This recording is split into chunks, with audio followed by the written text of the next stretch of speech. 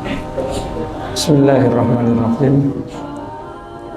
Assalamualaikum warahmatullahi wabarakatuh.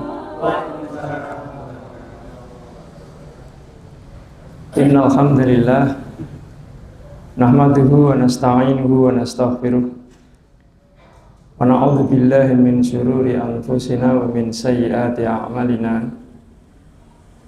May yahdihillahu fala mudilla lahu wa may yudlil fala hadiyalah. Asyhadu an la ilaha illallah wahdahu la syarikalah wa asyhadu anna Muhammadan abduhu wa rasuluhu la nabiyya ba'dah. Wassalatu wassalamu ala nabiyyina Muhammad wa ala alihi wa ashabihi wa man tabi'a hudahu bi ihsan ila yaumiddin, amma ba'd.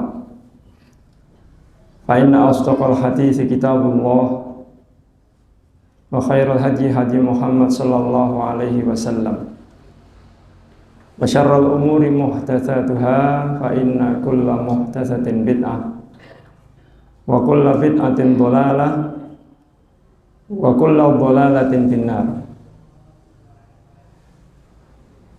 Bapak-bapak jamaah pengajian Masjid Baitur Rahman rahimakumullah. Alhamdulillah, pada malam hari ini kita semua dimudahkan oleh Allah Subhanahu wa Ta'ala dengan rahmatnya dan karunia-Nya berupa keamanan, kesehatan, dan tentunya adalah taufik-Nya sehingga kita bisa hadir di majelis yang mulia ini, majelis zikir. Salah satu majelis zikir adalah majelis yang di dalamnya dibahas tentang perkara-perkara yang dibolehkan dan dilarang oleh syariat, perkara-perkara yang halal dan haram. Majelis yang sangat dimuliakan oleh Allah Subhanahu wa Ta'ala, memiliki banyak keutamaan.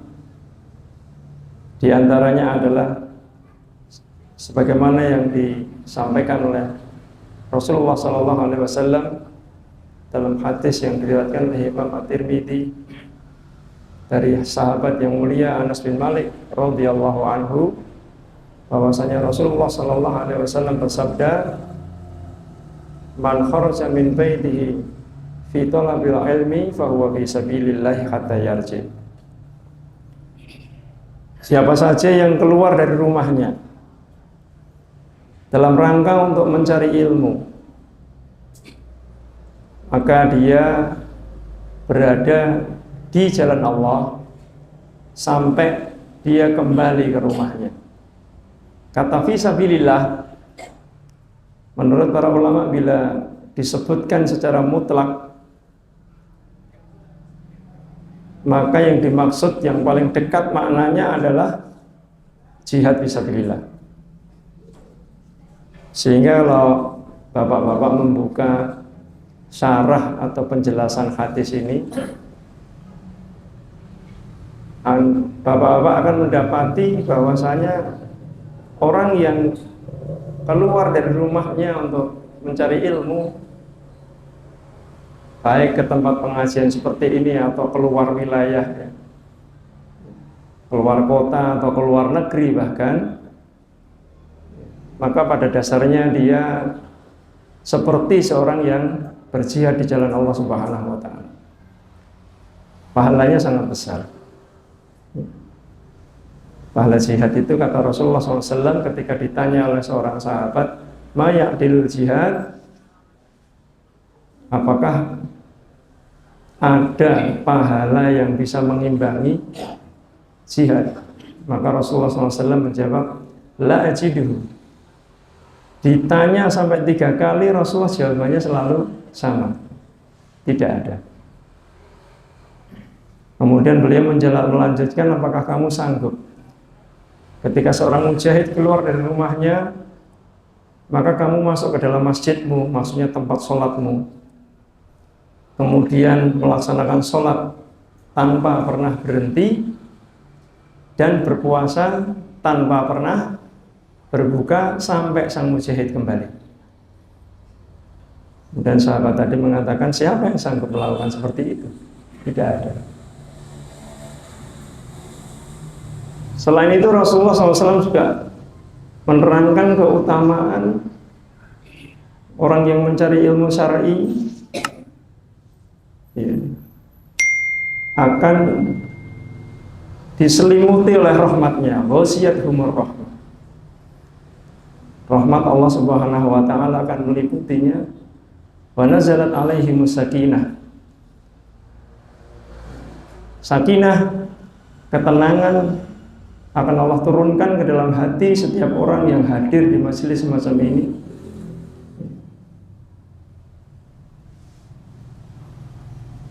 Kemudian Rasulullah SAW juga mengatakan, Allah juga akan menyebut setiap orang yang hadir dalam majelis semacam ini fi mana indah,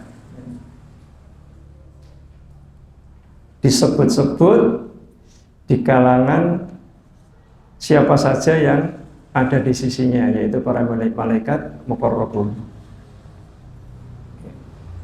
Ini keutamaan yang sangat besar dan masih banyak yang lain ya, yang tidak setiap orang diberi taufik untuk melakukannya. Hanya orang-orang yang Allah cintai sehingga mau bersedia secara ringan hati untuk menghadiri majelis semacam ini. Oleh karena itu sudah selayaknya kalau kita mengetahui besarnya keutamaan mencari ilmu, jangan pernah kita lemah semangat ya, menghadiri kajian semacam ini. Untuk malam hari ini Ustadz Qosdi Ridwanullah berhalangan hadir karena beliau sakit.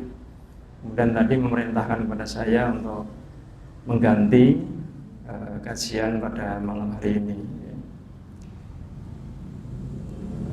Bapak-bapak sekalian, pada malam hari ini saya ingin mengingatkan diri saya sendiri dan bapak-bapak sekalian tentang sunnah, sebuah sunnah yang banyak dilupakan atau diabaikan oleh kaum muslimin. As-sunnah al-mansiyah, sunnah tapi diabaikan.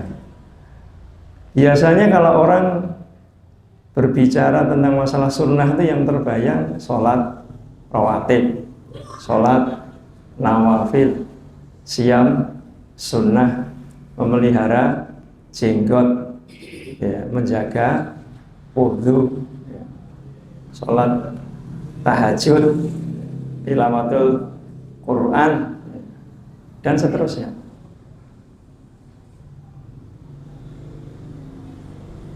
Ada sebuah sunnah yang sebenarnya memiliki dampak yang sangat besar dalam kehidupan kita, terutama ketika kita hidup di sebuah zaman yang di dalamnya orang itu sangat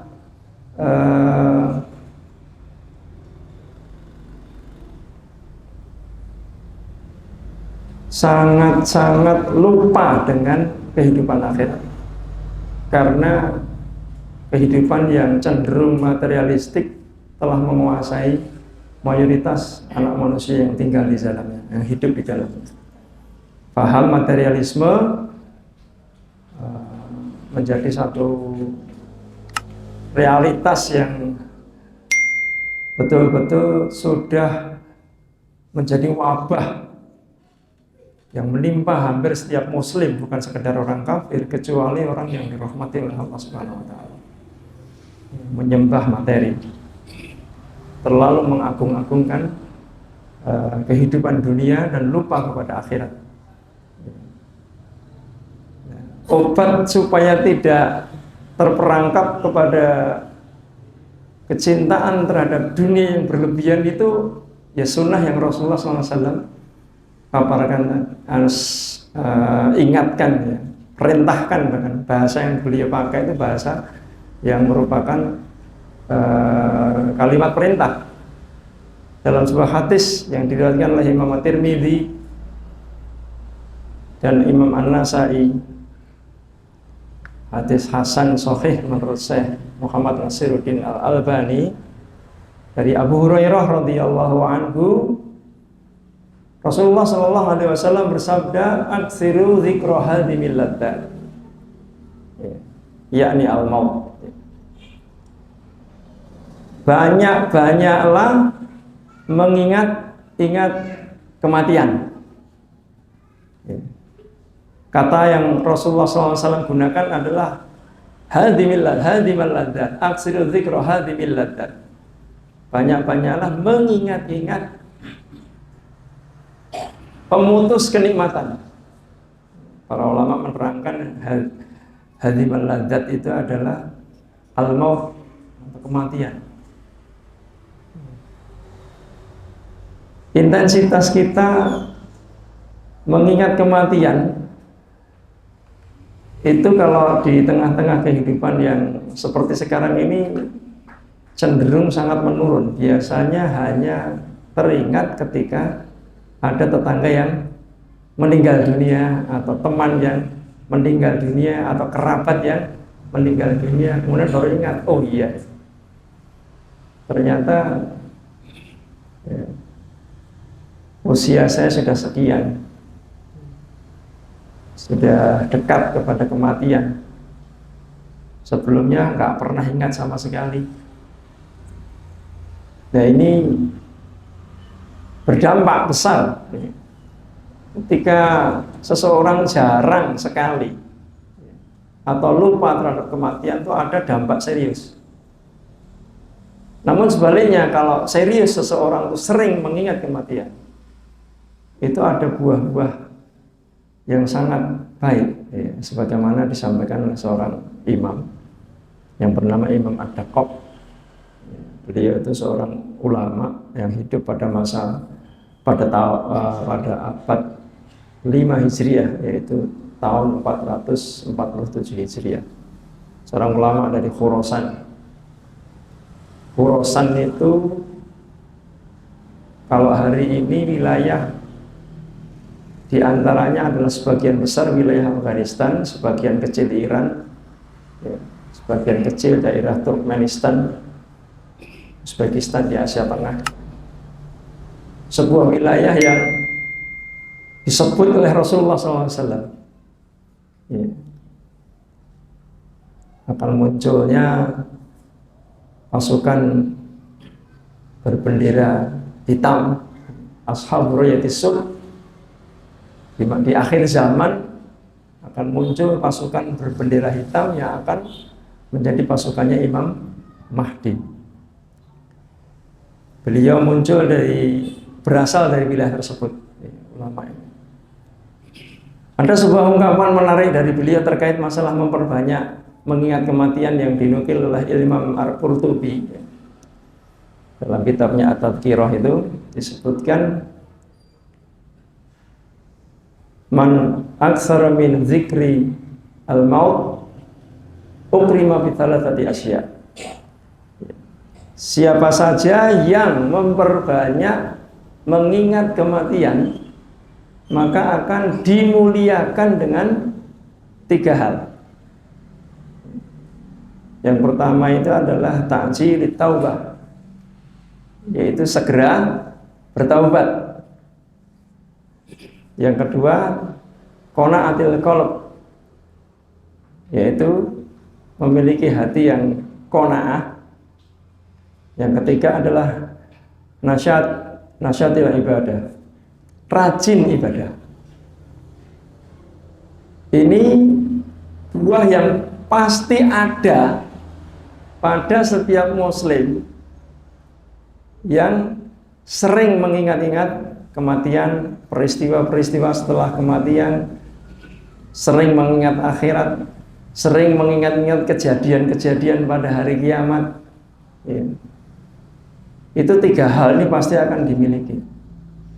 Namun sebaliknya, wa man nasiyal maut uqiba bi thalathati asya, kata beliau. Dan siapa saja yang melupakan kematian, kata-kata yang dipakai melupakan, akan diberi sanksi, dihukum, diberi hukuman. Yang pertama adalah taswifit taubah, suka menunda taubat. Artinya orang yang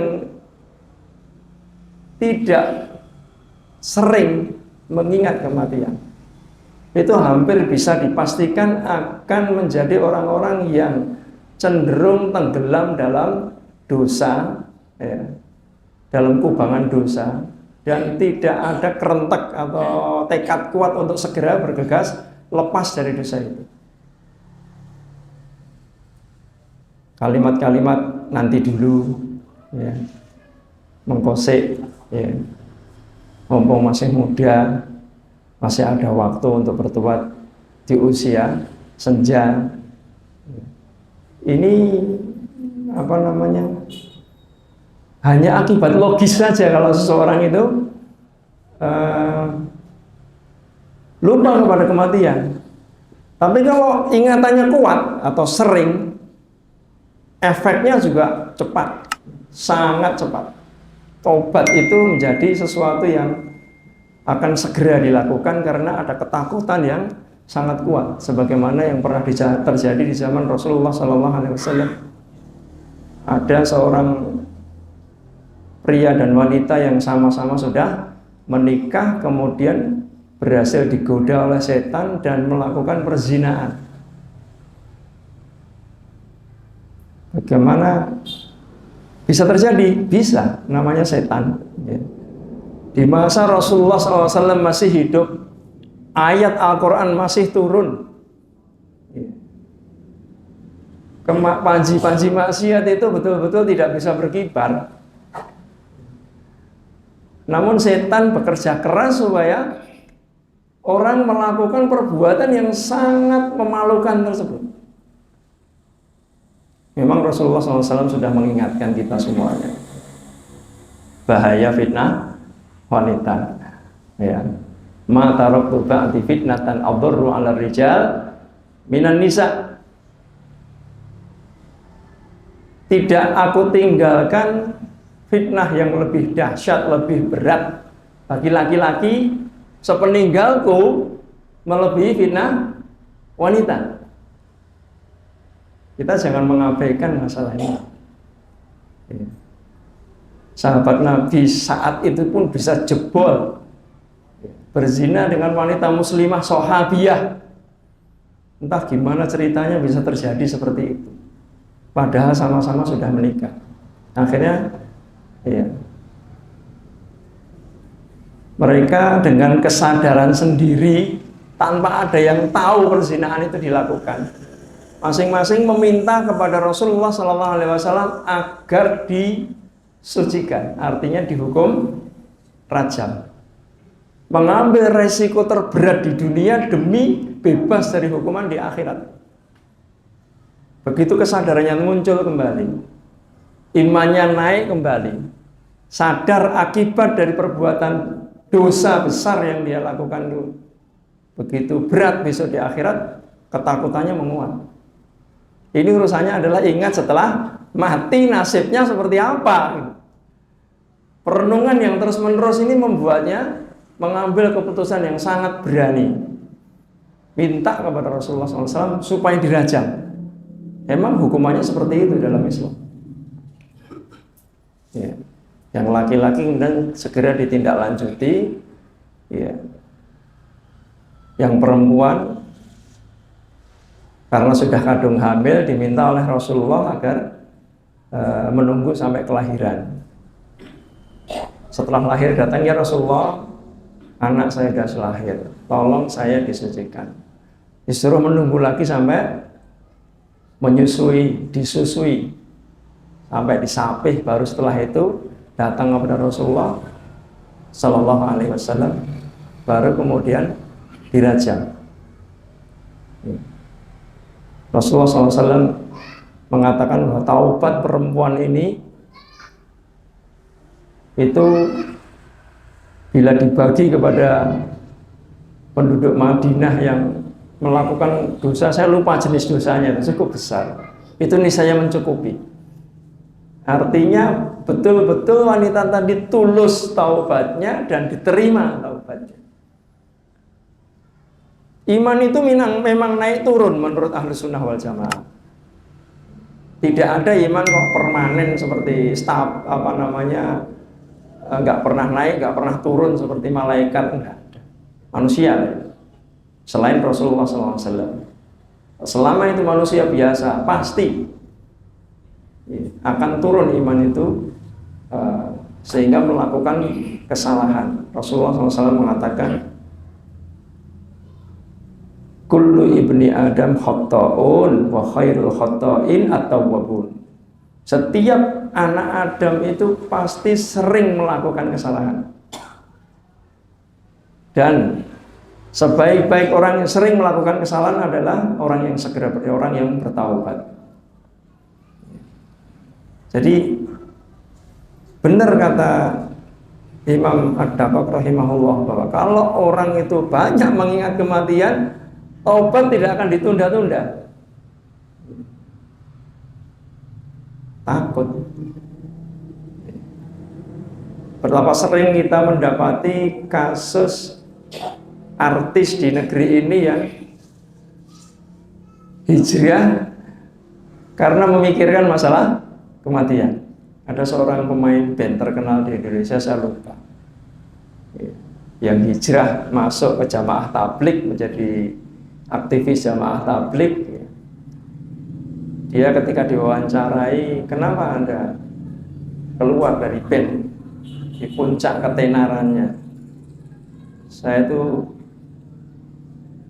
hanya berpikir, kalau saya diambil nyawanya ketika sedang jingkrak-jingkrak menyanyi, itu nasib saya di akhirat itu seperti apa? Ya kemudian terus ambil keputusan keluar, berhenti. Tapi kalau tidak suka mengingat kematian, ya akhirnya enjoy saja melakukan berbagai macam dosa besar, dianggap sepele. Saya dulu punya tetangga, mudanya itu aktivis masjid.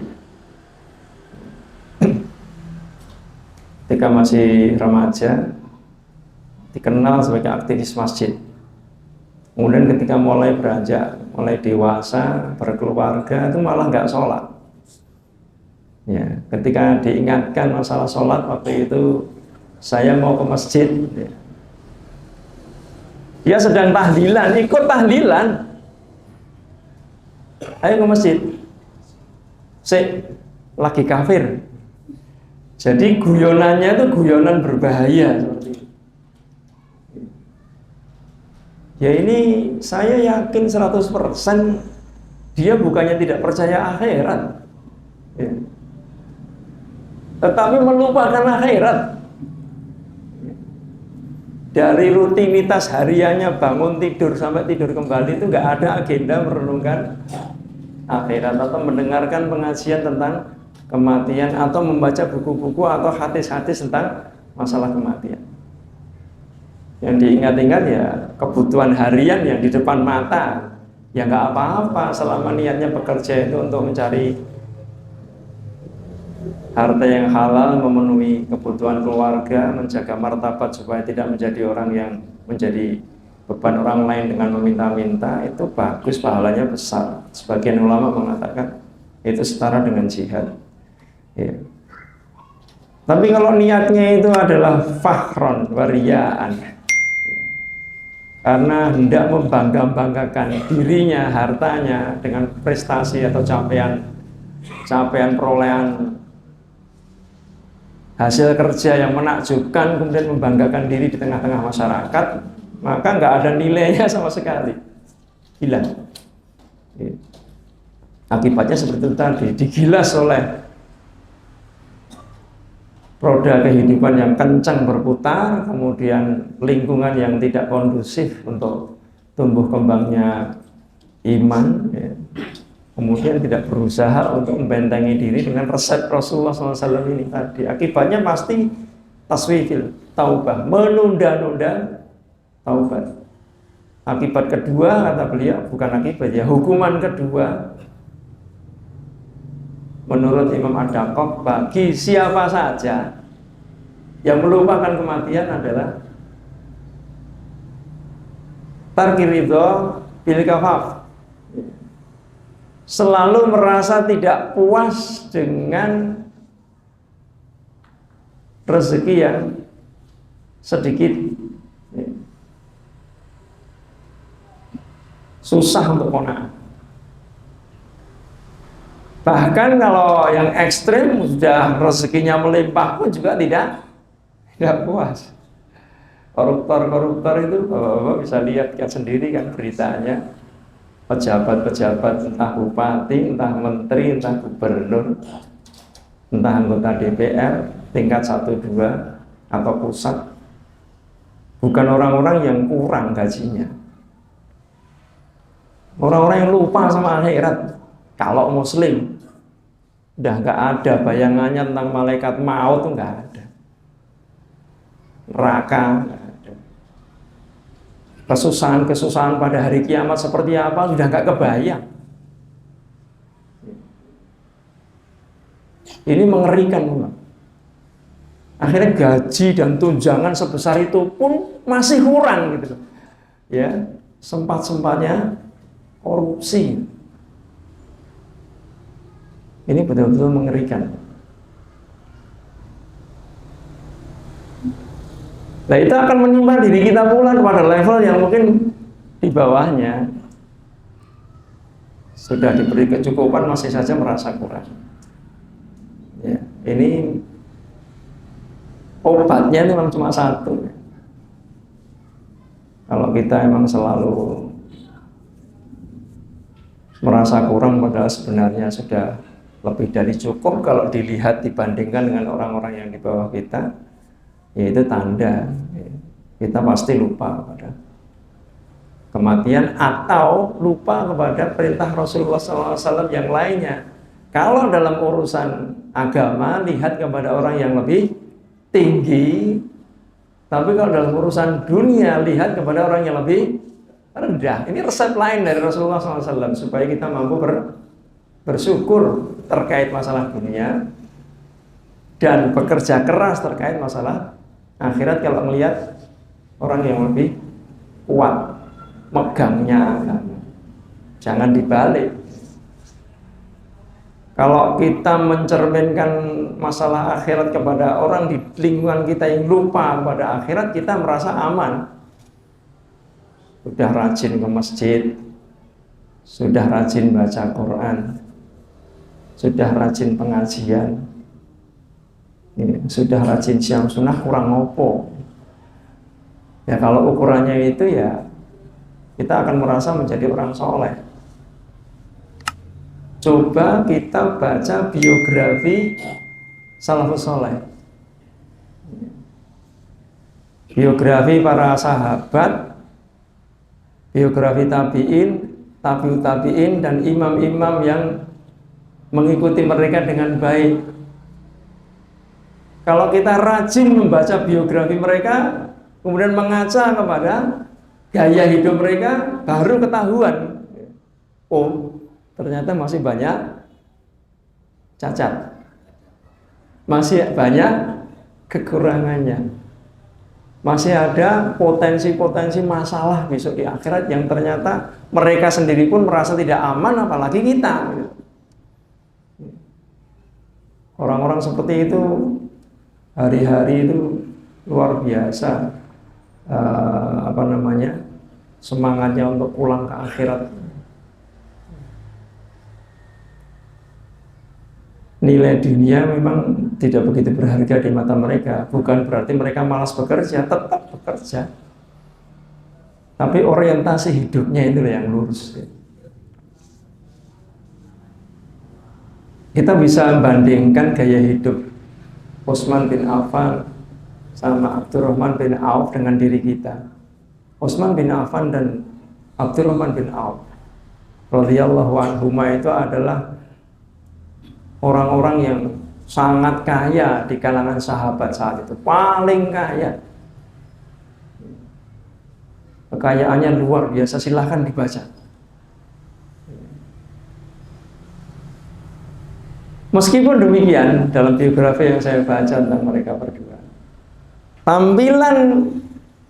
tampilan luarnya ini itu tidak beda dengan orang-orang yang menjadi pegawai-pegawai mereka. Tidak sesuatu yang sangat berbeda, biasa saja. Rumahnya juga seperti itu. Tidak kemudian bangun rumah magrong enggak juga. Ini gaya hidup yang memang sulit untuk diterapkan pada hari ini, karena lingkungan membuat kita itu terprovokasi, sehingga kita sebenarnya rumahnya sudah layak huni, sudah baik, lihat tetangga sebelah sudah seperti itu, rumah kita jadi kelihatan jelek, akhirnya terus, padahal tidak perlu itu. Uang bisa dipakai untuk yang lain yang lebih maslahat untuk diri, keluarga, ataupun kaum muslimin. Ya, berlomba-lomba dalam masalah itu akan menyusahkan diri kita sendiri. Oleh karena itu kita perlu banyak membaca kisah-kisah orang-orang soleh tadi supaya ada penyeimbang, ada rem, sehingga tidak terperangkap pada sikap-sikap yang selalu merasa kurang.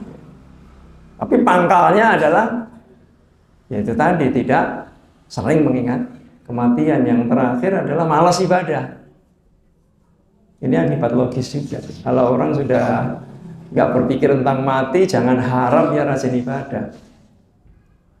Mustahil. Orang nggak pernah ingat mati, kok rajin nggak ada nggak ada rumusnya gitu. Kafa bil mauti wa'idun. Cukuplah kematian itu sebagai pemberi nasihat. Kalau kematian sudah tidak menggerakkan seseorang, apalagi yang bisa membuat seseorang itu maju melakukan ibadah? Tidak ada. Kalau kita dapati diri kita males sholat tahajud misalnya, cek sunnah ini kita lakukan atau tidak. Kalau kita baca Quran males, ya. Rasulullah SAW itu ukurannya malas itu apa? Rasulullah SAW ditanya oleh seorang sahabat namanya Abdullah bin Amr bin As radhiyallahu anhuma, wahai Rasulullah, berapa lamakah semestinya saya menghatamkan Al-Quran? Rasulullah SAW mengatakan 30 hari. Saya sanggup kurang dari itu. Rasulullah kemudian mengatakan 20 hari. Saya sanggup kurang dari itu. Rasulullah mengatakan 10 hari. Sahabat tadi masih ngomong, saya sanggup kurang dari itu. 7 hari, kata Rasulullah. Dia masih bilang, saya sanggup kurang dari itu. 3 hari. Ketika sahabat tadi menjawab, saya sanggup kurang dari 3 hari. Rasulullah SAW mengatakan tidak akan paham Al-Quran orang yang khatam Al-Quran kurang dari 3 hari. Di cetakan Departemen Agama terjemahan Al-Quran itu diterangkan sirah Rasulullah SAW. Pengantarnya di situ disebutkan tentang masalah Al-Quran. Kebiasaan mayoritas sahabat itu sepekan sekali khatam. Malam Jumat sampai malam Jumat berikutnya itu rutin. Kalau kita sulit, dan saya merasakan sulitnya itu untuk menjaga istiqomah yang 7 sepekan sekali, kita bisa ikuti arahan awal tadi 30 hari khatam sekali. Berarti sehari 1 juz. Wah, abot gimana? 1 juz itu cuma 10 lembar. 10 lembar itu kalau Bapak itu membaca dengan bacaan normal, ya, itu 40 menit. Kalau sehari meluangkan waktu 40 menit, enggak bisa itu terus waktu kita buat apa gitu loh. 40 menit saja itu bisa dipecah dari pagi habis subuh sampai mau tidur, dipecah 10 menit 4 kali. Kalau sampai tidak kober, usra kober mas, nah itu berarti memang enggak iling kematian. Saya berani memastikan seperti itu. Kenapa? Nah itu untuk kebutuhan kita sendiri besok di akhirat. Memang tidak haram. Apakah haram? Enggak. Wajib membaca Al-Quran 30 juz 1 bulan? Enggak. Tapi apa-apa enggak rugi gitu loh kita. Ya, ngeluangkan waktu sehari baca Al-Quran 40 menit saja orang kober gitu. Tapi kalau scroll TikTok bisa jam-jaman gitu. Nonton sinetron bendino 1 jam minimal, berita sinetron, apalagi ngobrol sekak. Itu tiap hari selalu ada alokasi waktunya. Kenapa membaca firman Allah Subhanahu wa taala sampai tidak ora kober itu terus? Apa enggak musibah agama?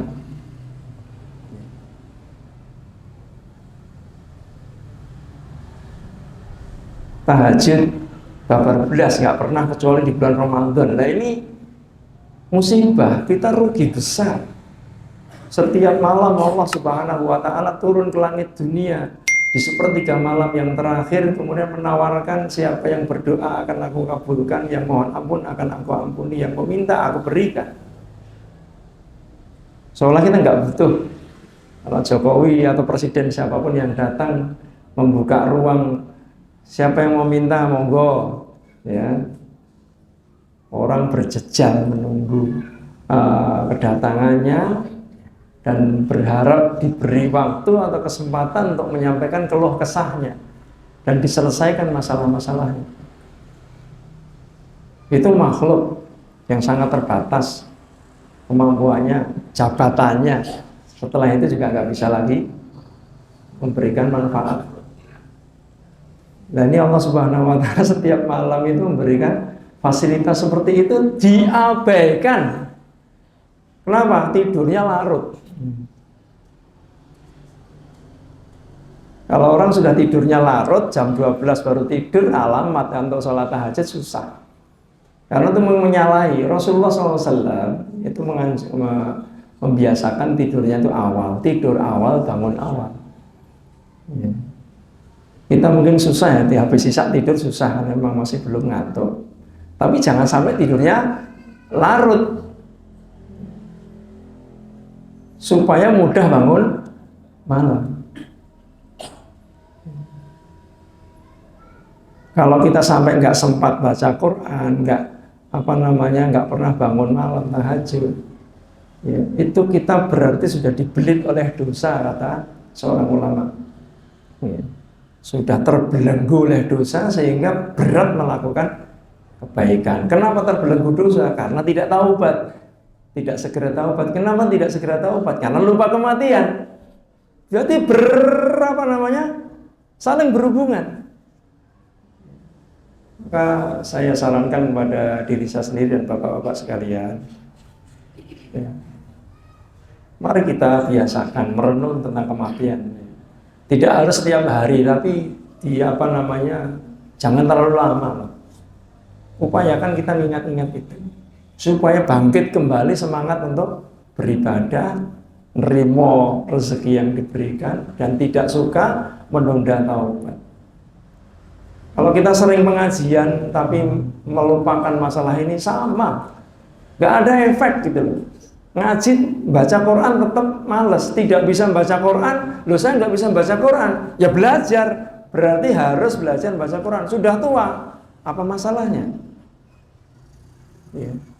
Saya punya bule orang Aisyah, tapi sekarang sudah meninggal. Itu mengajari ibu-ibu yang waktu itu usianya 60 tahun. Ya. supaya mau ngaji, nggak malu didatangi ke rumahnya setiap waktu yang disepakati. Dari nol.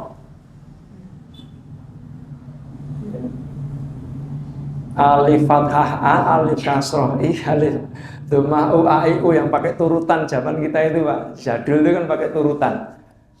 Dari situ sampai bisa baca Quran. Umur 60. Kalau kita nggak bisa baca Quran itu kerugian besar sebenarnya. Maka perlu ada waktu untuk belajar baca Quran, jangan malu. Prinsipnya jangan malu itu saja. Itu penting. Iqra nggak ada masalah, umur 70 tahun sinau Iqra nggak ada masalah. Belajar Al-Quran itu pahalanya luar biasa besar. Suatu saat mungkin perlu dibedah sama Ustaz Ghosdi karena beliau tafsir ini saja. Saya ingatkan sekali lagi, tolong perhatikan nasib kita di akhirat. Kita harus sering mengingat kematian karena setiap hari kita berjalan menuju ujung dari kehidupan kita. Umur kita, kata Rasulullah SAW, a'mar ummati ma bayna sittin ila sab'in wa aqalluhum ma yajuzu dzalik. Umur umatku antara 60 sampai 70 tahun. Yang lebih dari itu sangat sedikit. Berarti kalau dikarunia umur lebih dari 70 itu sudah bonus. Saya selalu mengingat-ingat hadis ini, sehingga saya membayangkan sekarang saya umurnya 51 tahun. Umur saya sering bilang sama istri saya, Mi, ya, aku 51. Paling umurku 60 atau 70 menurut Rasulullah SAW. Harus iling ya. Batasnya itu tinggal jatah umurnya kurang lebih tinggal segitu. Ya saya berharap panjang umur, tapi saat panjang-panjangnya umur juga ya 70, 80. Ketuaan juga nggak enak. Nyusahin orang kalau fisiknya lemah, sakit-sakitan. Mau tidak mau ya sudah, kita setiap hari berkurang, terus berkurang. Kita harus siap-siap ya menghadap Allah Subhanahu wa taala dengan berbekal amal soleh yang apapun yang mampu kita lakukan. Jangan tenggelam dengan kehidupan dunia yang memang melalaikan. Caranya cuma satu, kata Rasulullah. Aksiru dzikra hadhil ladza. Banyak-banyaklah mengingat-ingat kematian, kata Rasulullah SAW. Ini saja yang bisa saya sampaikan.